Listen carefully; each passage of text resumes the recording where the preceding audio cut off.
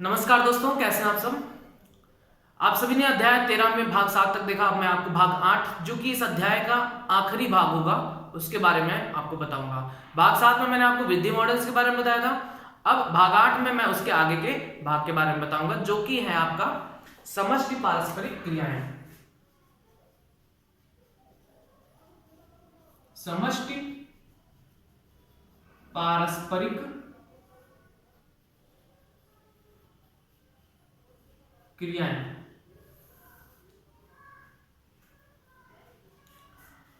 याद रखेंगे कि पृथ्वी पर कोई भी जीव अकेला जीवित नहीं रह सकता। हर एक जीव को भोजन के रूप में किसी दूसरे जीव को खाना ही पड़ेगा। इस प्रकार से कि पृथ्वी पर कोई एक जीव अकेला जीवित नहीं रह सकता, चाहे पौधे ही क्यों ना हो, क्योंकि पौधों को आवश्यक कुछ तत्व जो कि भूमि से प्राप्त होता है, अकार्बनिक तत्व, उन अकार्बनिक तत्वों को भी बनाने के लिए बहुत से सूक्ष्म जीव लगे रहते हैं। इस प्रकार से अगर वह सूक्ष्म जीव ना हो तो पौधे भी वृद्धि नहीं कर पाएंगे। कहने का मतलब यह है कि कोई भी जाति अकेले जीवन यापन नहीं कर सकती। तो समष्टि में विभिन्न प्रकार के जीव पाए जाते हैं, अलग अलग जाति के पाए जाते हैं, समान जाति के पाए जाते हैं। तो इन जीवों में एक दूसरे के बीच क्या पारस्परिक क्रियाएं होती हैं उसी को हमको पढ़ना है। पारस्परिक क्रियाएं मतलब कोई दो समान जाति के जीव में क्या संबंध है या दो भिन्न जाति के जीवों में क्या संबंध है, यही पारस्परिक संबंध कहलाता है। और उनके द्वारा जो भी एक्टिविटीज या क्रियाएं होती हैं वह पारस्परिक क्रियाएं कहलाती हैं। पारस्परिक क्रियाएं समान जाति के जीवों के मध्य हो सकती हैं या असमान या विभिन्न जाति के जीवों के मध्य भी हो सकता है। ठीक है।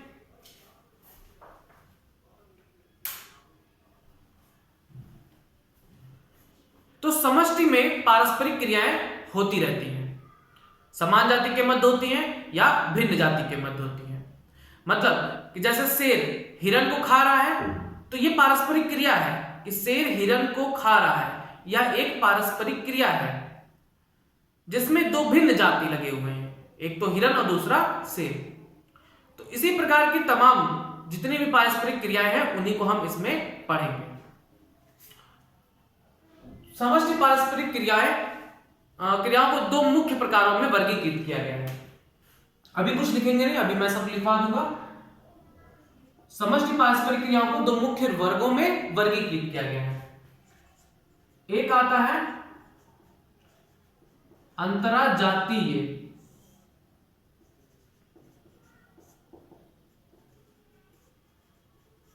अंतःक्रियाएं, इसे इंग्लिश में कहते हैं इंटर स्पेसिफिक इंटरैक्शन।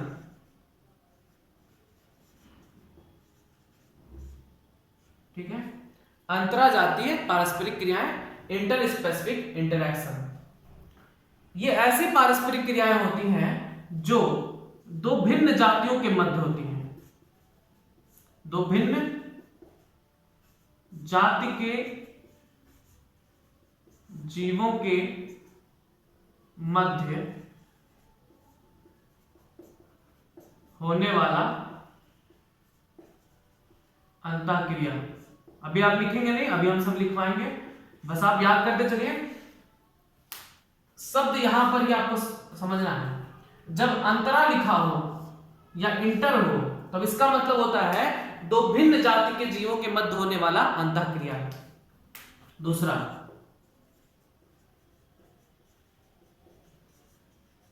अंतरजातीय अंतःक्रियाएं, इसे इंग्लिश में कहा जाता है intra specific interaction. Intra specific interaction. अब यहां पर आपको शब्द में ध्यान रखना है अंतर या इंट्रा। यह किसके बीच होता है पारस्परिक क्रिया? तो यह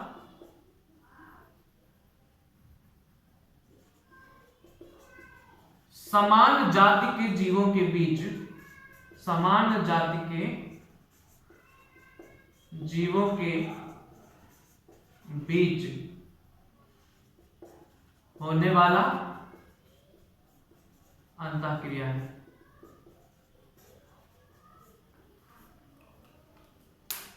जब दो भिन्न जाति के जीवों के बीच अंतःक्रिया होता है तब इसे हम अंतराजातीय अंतःक्रिया कहते हैं। जैसे शेर और हिरण का, शेर और हिरण में जो पारस्परिक संबंध है वो भिन्न भिन्न जाति के, हिरण अलग जाति का है, शेर अलग जाति के, लेकिन इन दोनों की जो पारस्परिक क्रिया है वो कहलाती है अंतराजातीय अंतःक्रिया। समान जाति के जीवों के मध्य होने वाला अंतःक्रिया, किसी दो जीव जो समान जाति के हैं वो एक ही किसी चीज के लिए लड़ रहे हो या किसी तरीके से हासिल करना चाहते हो और उनके बीच जो पारस्परिक क्रिया होती है उसी को हम कहते हैं अंतरजातीय अंतःक्रिया। जब दो समान जाति के मध्य होने वाली अंतःक्रिया होती है अंतरजातीय अंतःक्रिया कहलाती है। ठीक, तो आप पहले इतना लिखेंगे, हेडिंग डालेंगे समष्टि पारस्परिक क्रियाएं, और समष्टि पारस्परिक क्रियाओं में लिखेंगे किसी भी जाति के लिए न्यूनतम आवश्यकता एक और जाति की है जिसको वह भोजन के रूप में ले सके। समष्टि में समान जाति या भिन्न जाति के जीवों के मध्य ऐसी पारस्परिक क्रियाएं होती रहती हैं। इन्हें दो भागों में बांटा जा सकता है। डैश करके पहला हेडिंग डालेंगे अंतराजातीय अंतःक्रिया, जिसे इंग्लिश में कहते हैं इंटर स्पेसिफिक इंटरैक्शन। इसमें लिखेंगे यह दो भिन्न जातियों की समष्टियों की पारस्परिक क्रिया से उत्पन्न होती है। दूसरा हेडिंग डालेंगे अंतर जातीय अंतःक्रियाएं और लिखेंगे यह समान जातियों की समष्टियों की पारस्परिक क्रिया से उत्पन्न होती है। ठीक, अब इनमें अलग अलग जो पारस्परिक क्रियाएं हैं हम उसको देखेंगे कि कौन कौन सी पारस्परिक क्रियाएं जीवों के मध्य होती है।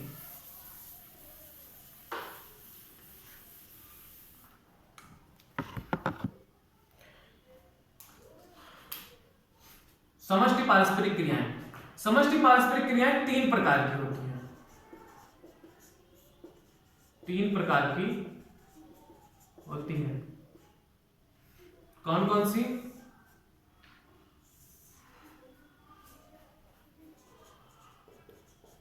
उदासीन अंतःक्रिया,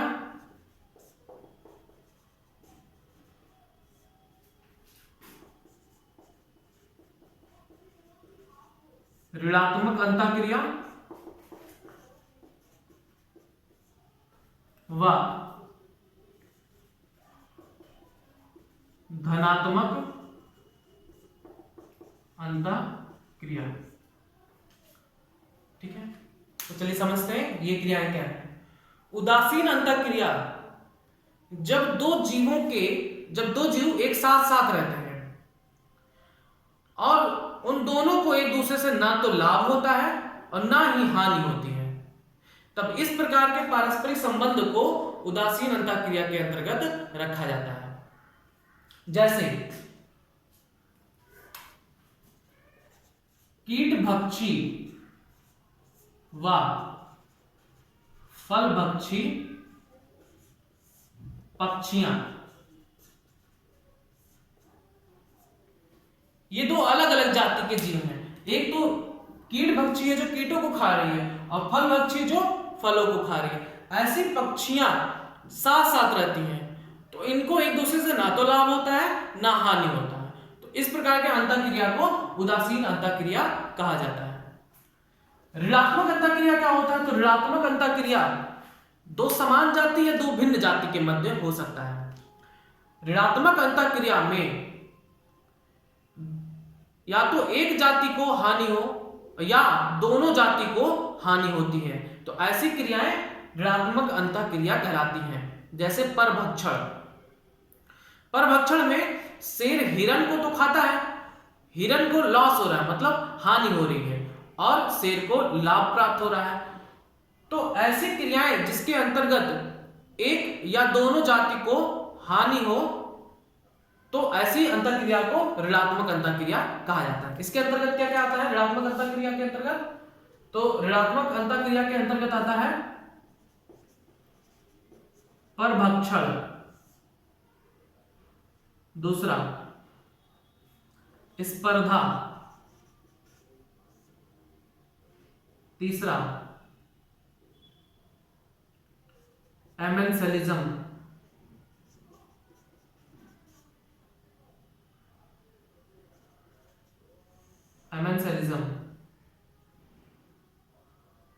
चौथा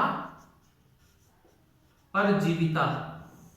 ये सारे आपको लिखना है, इस तरह से चार्ट बना के पहले लिखेंगे, फिर हम आपको आगे एक एक का डेफिनेशन लिखवा देंगे। ठीक है, परजीविता, परभक्षण, स्पर्धा, एमेंसेलिज्म और परजीविता। ठीक, ये जो अंतःक्रियाएं हैं ये ऋणात्मक अंतःक्रिया कहलाती हैं।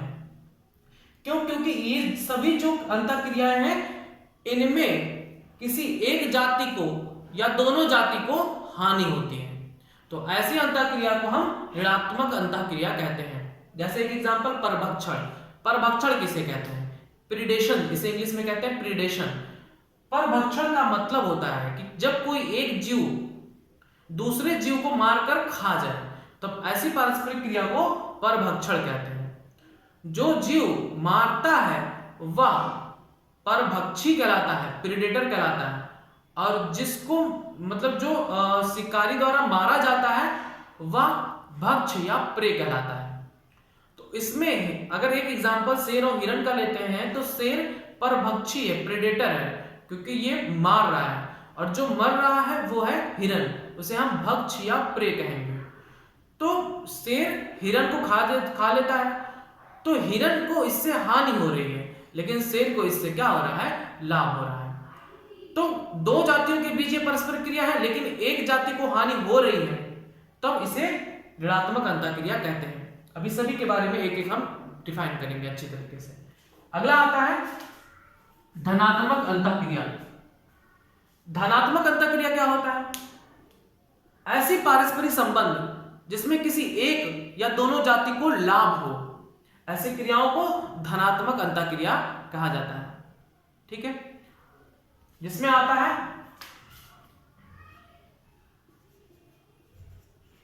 सहजीविता,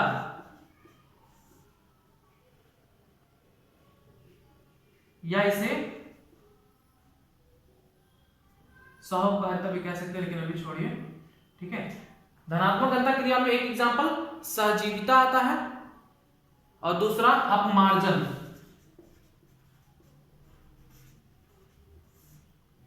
ठीक है, सहजीविता को हम सहोपकारिता भी कह सकते हैं, सहोपकारिता। और एक एग्जांपल आता है सहभोजिता। ये तीन पारस्परिक क्रियाएं धनात्मक अंतःक्रिया के अंतर्गत आता है। मैंने आपको बताया धनात्मक अंतःक्रिया ऐसी अंतःक्रिया है जिसमें किसी एक जाति को लाभ होगा ही होगा, या तो एक जाति को लाभ होगा या दोनों जाति को एक दूसरे से लाभ होता है, इसमें किसी को हानि नहीं होती। सहजीविता का एक एग्जांपल लाइकेन। लाइकेन एक ऐसा सहसंबंध है जो दो जीवों से मिलकर बना होता है, एक तो कवक और शैवाल। कवक और शैवाल से मिलकर यह संबंध बना होता है। तो अलग अलग जातियां, दो अलग अलग जातियां, कवक और शैवाल एक साथ रहते हैं। कवक जल और खनिज उपलब्ध कराता है, शैवाल खाना बनाते हैं, भोजन बनाते हैं, और दोनों साथ साथ रहते हैं। इस प्रकार से दोनों को एक दूसरे से क्या होता है? लाभ होता है। तो ऐसी क्रियाओं को धनात्मक अंतःक्रिया कहा जाता है। ये पूरा आप चार्ट बना लीजिए। अभी इन्हीं के टॉपिक्स को डिटेल्स में आप स्टडी करेंगे। ठीक, चलिए अब हम एक एक को पढ़ेंगे कि उदासीन अंतःक्रिया क्या है, ऋणात्मक अंतःक्रिया क्या है, परभक्षण, स्पर्धा, एमेंसेलिज्म, परजीविता क्या होता है, धनात्मक अंतःक्रिया क्या है, और इन सब के बारे में हम डिटेल में स्टडी करेंगे।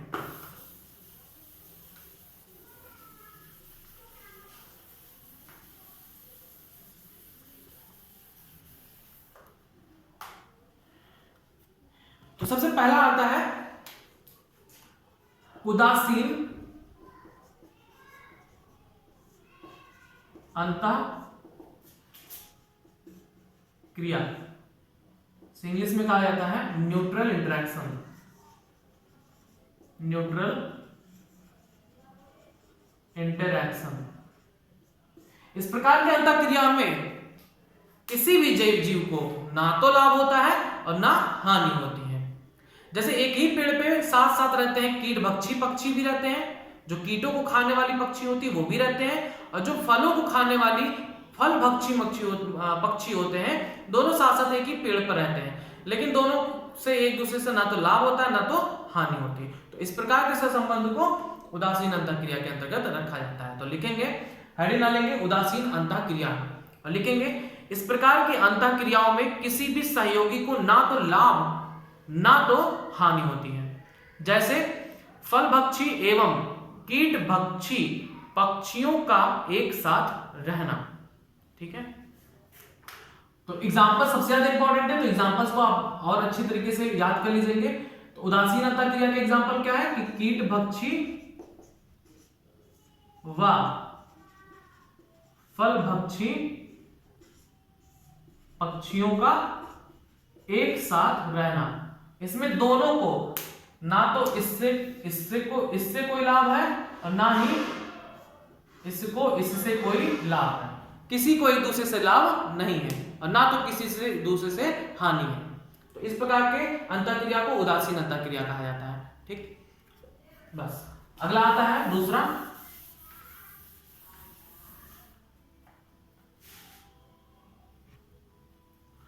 ऋणात्मक अंतःक्रिया।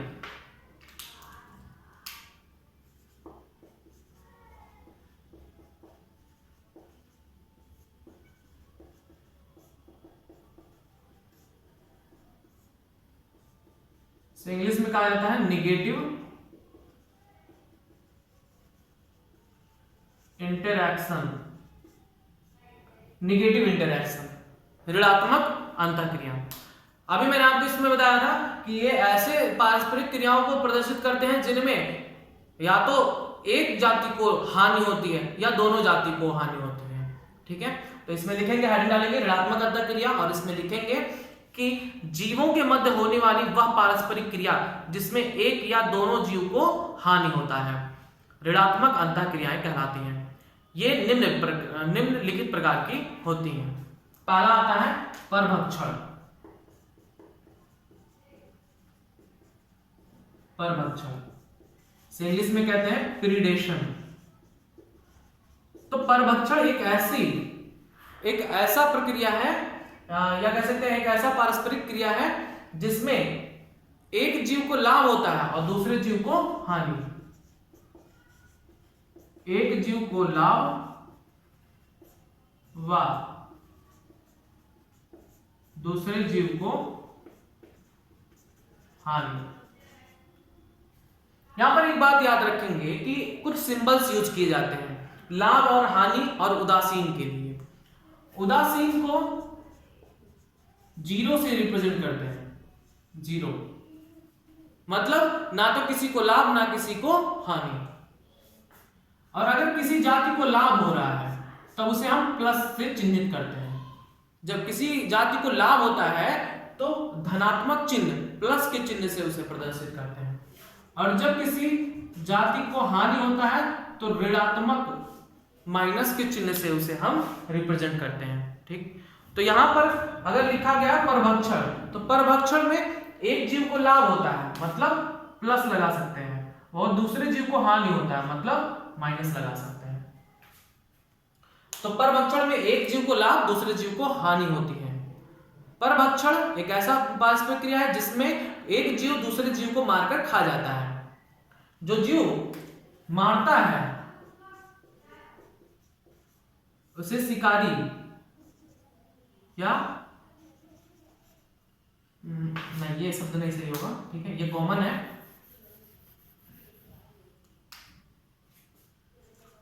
वह जीव जो मारता है परभक्षी प्रीडेटर कहलाता है। जीव जो मरता है जीव जो मरता है उसे भक्ष्य या इंग्लिश में प्रे कहते हैं। ठीक है, बहुत इंपॉर्टेंट है। जैसे अगर शेर का एग्जांपल ले रहा हूं हिरण का, तो प्रीडेटर में होता है शेर और भक्ष्य प्रे होती है हिरण। इन दोनों बातों को भी अच्छी तरीके से नोट करेंगे। तो हेडिंग डालेंगे परभक्षण और लिखेंगे परभक्षण में यह दो जातियों के बीच अस्थायी पारस्परिक संबंध है जिसमें एक जाति का जीव दूसरी जाति के जीव को मारकर भोजन के रूप में खा लेता है।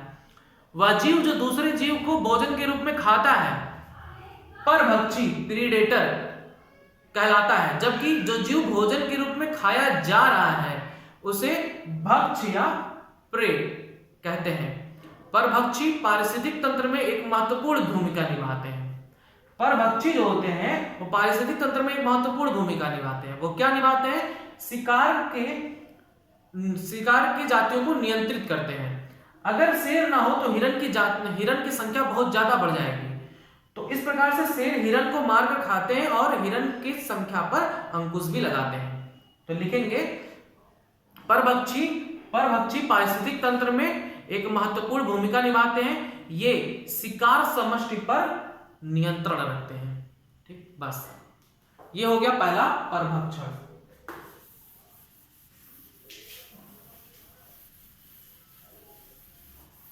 अगला एग्जांपल आता है ऋणात्मक अंतःक्रिया में ही, दूसरा है स्पर्धा।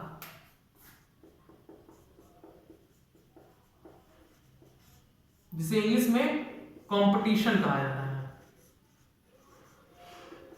स्पर्धा या कंपटीशन।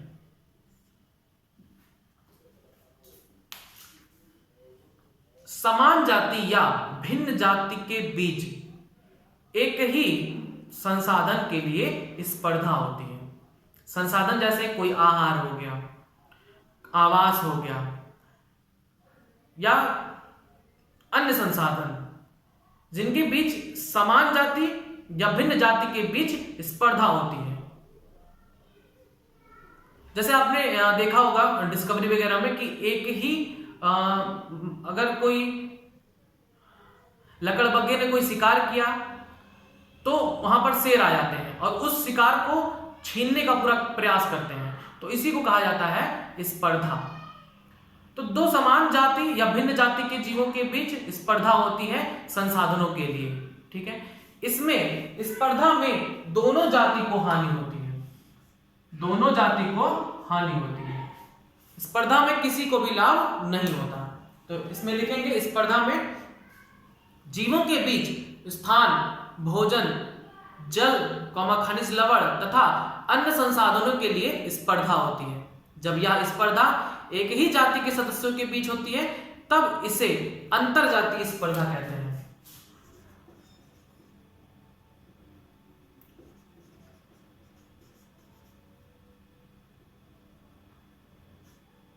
अंतर जातीय स्पर्धा, intra specific competition.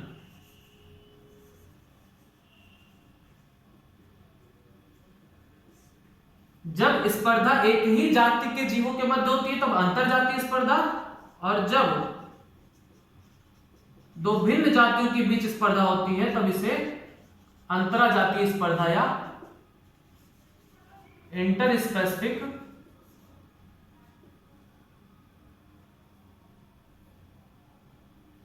Specific competition कहते हैं। ठीक, बस। अगला आता है तीसरा परजीविता, पैरासिटिज्म।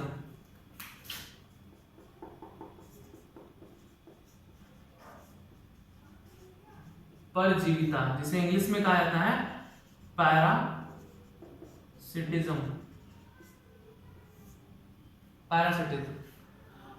परजीविता में जीव अपने भोजन के लिए दूसरे जीव पर ही निर्भर होता है। परजीविता एक ऐसा पारस्परिक संबंध दर्शाता है जिसमें एक जीव भोजन के लिए दूसरे पर निर्भर होता है। परजीविता में पौधे भी होते हैं और बहुत से जंतु भी होते हैं।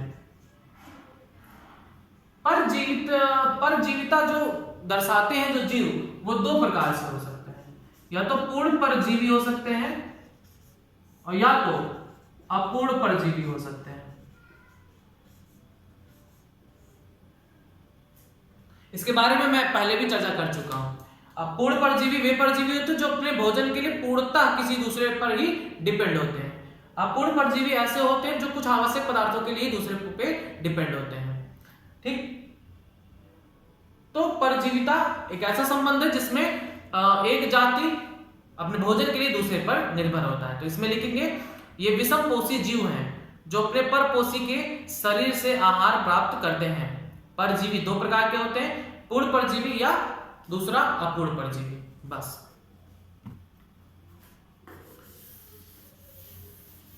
अगला आता है आखिरी एमेंसेलिज्म। चौथा एमेंसेलिज्म।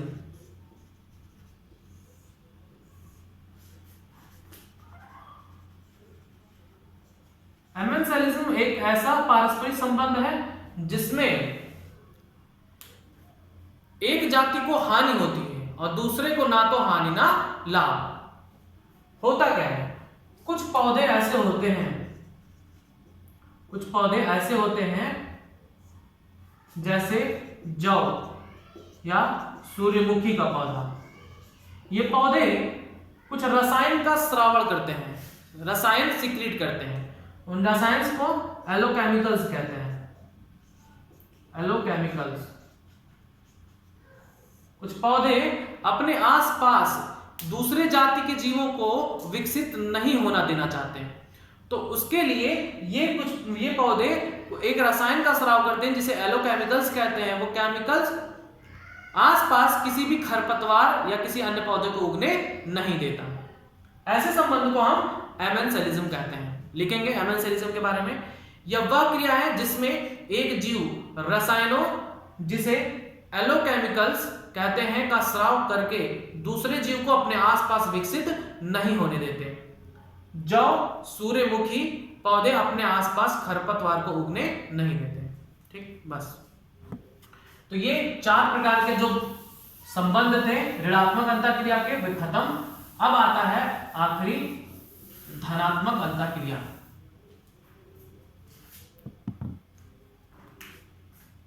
तीसरा धनात्मक अंतःक्रियाएं से कहते हैं पॉजिटिव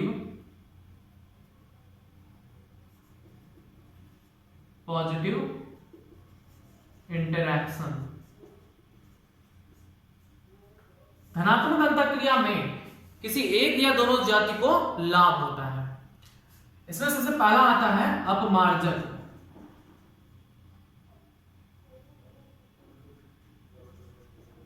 अपमार्जक से इंग्लिश में कहा जाता है स्कैवेंजर। इस प्रकार के संबंध को कौन दर्शाता है? इस प्रकार के संबंध में एक जीव मृत जीवों को खाता है, जैसे गिद्ध, लकड़बग्घे जो मृत जीवों को खाते हैं, ऐसे जीवों को अपमार्जक कहा जाता है।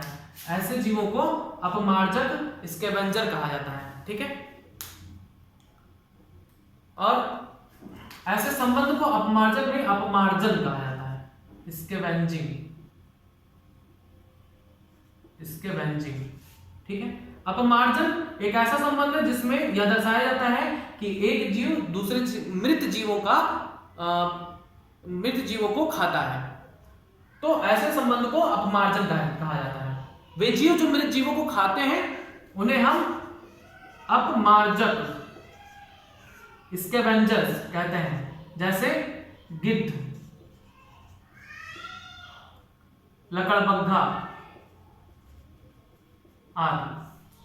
ये सब ऐसे जीव हैं जो मृत जीवों को खाते हैं, और इसके साथ साथ ये पर्यावरण को शुद्ध भी रखते हैं, क्योंकि मृत जीव बहुत सारे जीवाणु कवकों को जन्म देती हैं, तो उससे पहले ये उन्हें खा पी के खत्म कर देते हैं और वहां का साफ सुथरा हो जाता है वहां का स्थान। तो लिखेंगे अपमार्जन में, स्कैवेंजिंग में, जंतुओं का भक्षण करने वाले प्राणी, मृत जंतुओं का भक्षण करने वाले प्राणी अपमार्जक कहलाते हैं, जैसे गिद्ध, लकड़बग्घा, सियार आदि। अपमार्जक, अगले लाइन से लिखेंगे, अपमार्जक वातावरण को शुद्ध बनाए रखते हैं। ठीक, बस।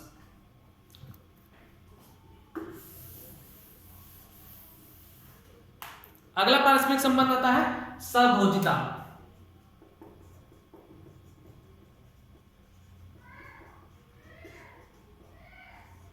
सहभोजिता इसे कहा जाता है कॉमेंसलिज्म।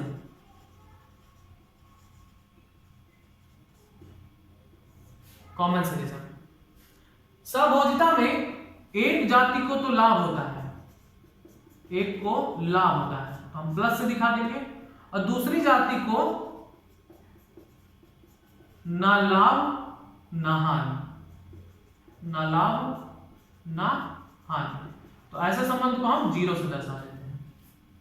कॉमेंसलिज्म में, सहभोजिता में एक जाति को तो लाभ होता है और दूसरी जाति को ना लाभ ना हानि। इसका एग्जांपल, आम के पेड़ पर उगने वाला पौधा आर्किड, आम के पेड़ पर अधिपादप के रूप में उगने वाला पौधा आर्किड। आर्किड के उगने से आर्किड को तो लाभ होता है कि उसको रहने का स्थान, ऊंचाई प्राप्त हो रहा है, लेकिन आम के पेड़ को ना तो आर्किड से कोई लाभ हो रहा है और ना हानि हो रहा है। दूसरा एग्जांपल, व्हेल बहुत बड़ी मछली होती है, उसके पीठ पर एक छोटी मछली चिपकी होती है जिसका नाम बार्नेकल है। तो व्हेल के पीठ पर बार्नेकल साथ साथ चलती रहती है, उसके साथ चिपकी रहती है, तो इससे बार्नेकल को लाभ होता है, क्योंकि व्हेल बड़ी होती है, वो दूर दराज स्थानों तक जाती है, इससे बार्नेकल भी दूर दराज स्थानों तक आसानी से पहुंच जाते हैं। बार्नेकल को तो लाभ हो रहा है, लेकिन व्हेल को उससे ना तो लाभ है ना हानि। ठीक, तो लिखेंगे सहभोजिता में या दो जीवों के बीच परस्पर संबंध है जिसमें एक जीव को लाभ होता है और दूसरे जीव को ना लाभ ना हानि होता है। आम की शाखा पर अधिपादप के रूप में उगने वाला आर्किड पौधा और व्हेल के पीठ को आवास बनाने वाले बार्नेकल,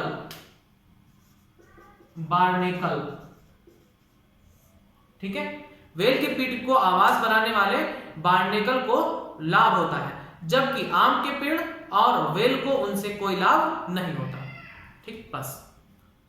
आखिरी आता है तीसरा, सहोपकारिता, म्यूचुअलिज्म।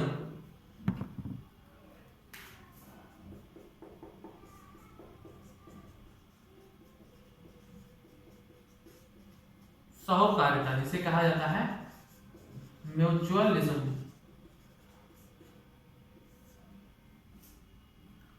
सहोपकारिता में दोनों जीवों को एक दूसरे से लाभ होता है, दोनों को लाभ होता है। ठीक, जैसे लाइकेन दो भिन्न जाति का से मिलकर बना होता है, जैसे कवक और शैवाल। लाइकेन एक ऐसा सहसंबंध है जो दो जीवों के एक साथ होने को दर्शाता है। कवक और शैवाल साथ साथ रहते हैं और कवक जल खनिज पदार्थों को उपलब्ध कराता है, शैवाल इनका उपयोग करके भोजन निर्माण करते हैं, और इस प्रकार से ये भी लाभ प्राप्त करते हैं और ये भी लाभ प्राप्त करते हैं, दोनों को एक दूसरे से लाभ होता है। दूसरा एक एग्जांपल आता है राइजोबियम जीवाणु का। राइजोबियम जीवाणु, ये जीवाणु लेग्यूमिनोसी कुल के पौधों, लेग्यूमिनोसी कुल के पौधों, लेग्यूमिनोसी कुल के पौधों में क्या आते हैं? दलहनी पौधे, दालों वाली फसलें, अरहर, चना आदि दलहनी पौधे। तो राइजोबियम जीवाणु इन पौधों की जड़ों में पाया जाता है, इन पौधों की जड़ों की गांठों में, जड़ों में गांठ होती है जिसे रूट नोड्यूल्स कहते हैं, उन गांठों में राइजोबियम जीवाणु पाया जाता है। तो इस प्रकार से देखिए दो भिन्न भिन्न जाति है, ये एक जीवाणु है और ये एक पौधा है। तो भिन्न भिन्न जाति साथ साथ रह रहे हैं, साथ साथ रह रहे हैं, और ये दोनों को एक दूसरे से लाभ हो रहा है। कैसे? राइजोबियम एटमॉस्फेरिक नाइट्रोजन को फिक्स करता है नाइट्रेट, नाइट्राइट या अमोनिया, मेनली अमोनिया में उसको कन्वर्ट कर देता है, परिवर्तित कर देता है, और अमोनिया को ये दलहनी पौधे अवशोषित कर लेते हैं। इस प्रकार से दलहनी पौधों को नाइट्रोजन प्राप्त हो जाता है इनकी मदद से, और राइजोबियम को रहने का आस्थान प्राप्त हो जाता है दलहनी पौधों की जड़ों में। इस प्रकार से दोनों को एक दूसरे से लाभ होता है। तो लिखेंगे सहकारिता या म्यूचुअलिज्म में या दो भिन्न प्रजाति के जीवों के बीच पाया जाने वाला सहजीवी संबंध होता है जिसमें दोनों जीवों को परस्पर लाभ होता है। कवक और प्रकाश संश्लेषी शैवाल या साइनोबैक्टीरिया के बीच घनिष्ठ सहोकारी संबंध का उदाहरण लाइकेन में देखा जा सकता है। ठीक, अगली लाइन से आप लिख भी सकते हैं, राइजोबियम जीवाणु भी लेग्यूमिनेसी कुल के पौधों के साथ सहजीवी संबंध दर्शाता है। बस ये आपका आज पूरा टॉपिक खत्म हो चुका, लेकिन इससे पहले क्योंकि ये बहुत इंपॉर्टेंट है, यहां से नीट वगैरह में बहुत सारे क्वेश्चन आते हैं, तो इसको एक चार्ट के रूप में हम एक संक्षिप्त रूप में देखेंगे, समझेंगे, और अगर आप वो चार्ट समझ गए तो आप सभी का डिफिनेशन अच्छी तरीके से दे जाओगे। बस आपको याद क्या करना होगा, एग्जांपल्स। तो चलिए चार्ट के रूप में देखते हैं इन सभी अंतःक्रियाओं को।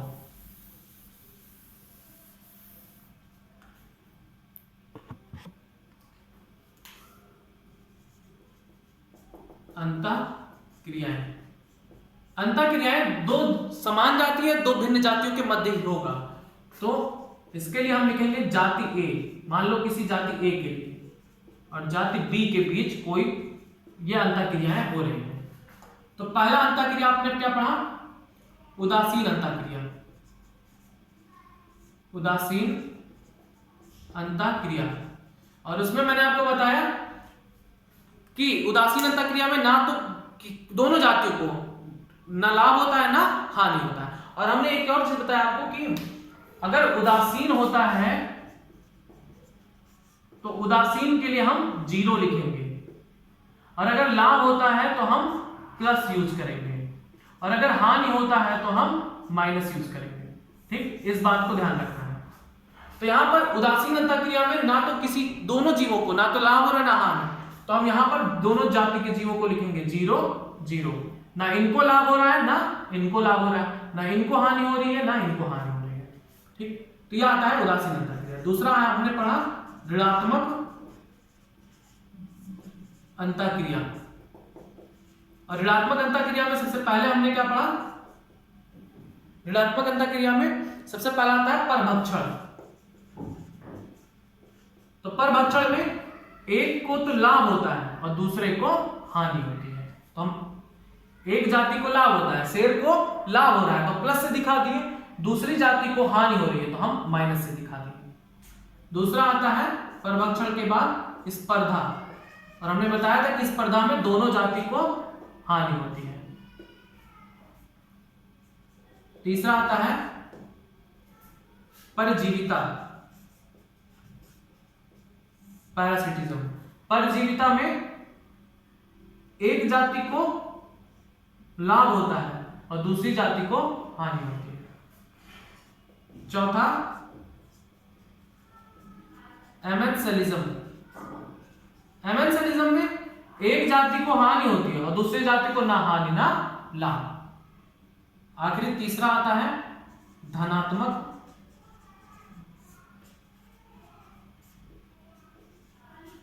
अंतःक्रियाएं।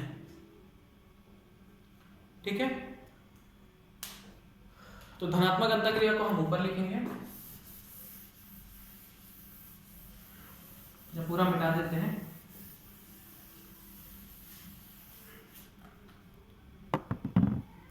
तीसरा है धनात्मक अंतःक्रिया, जाति ए और जाति बी। इसमें पहला आता है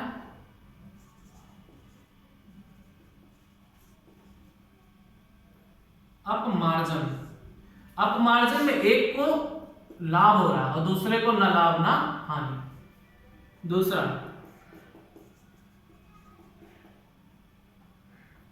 सहभोजिता, सहभोजिता में एक को लाभ दूसरे को न लाभ न हानि। तीसरा सहोपकारिता, सहोपकारिता में दोनों को क्या होता है, लाभ। बस ये चार्ट अगर आप याद कर ले गए तो यकीन मानिए आपके लिए सारे के सारे डेफिनेशन बहुत ही इजी हो जाएंगे। बस आपको एग्जांपल्स याद रखने होंगे। इस चार्ट में आपको ध्यान क्या रखना है, सहोपकारिता में क्या होता है, प्लस प्लस। सहोपकारिता में प्लस प्लस का मतलब सहोपकारिता एक ऐसा पारस्परिक संबंध है जिसमें दोनों जाति को एक दूसरे से लाभ होता है। अब उसके पहले सहभोजिता क्या है, तो सहभोजिता को आप याद रखोगे प्लस जीरो।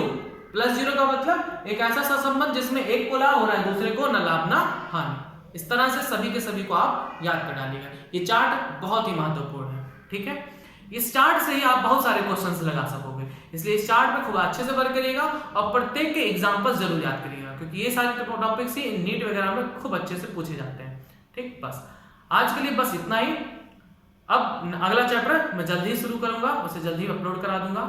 जुड़े रहिए बायोलॉजी हिंदी के साथ। नमस्कार।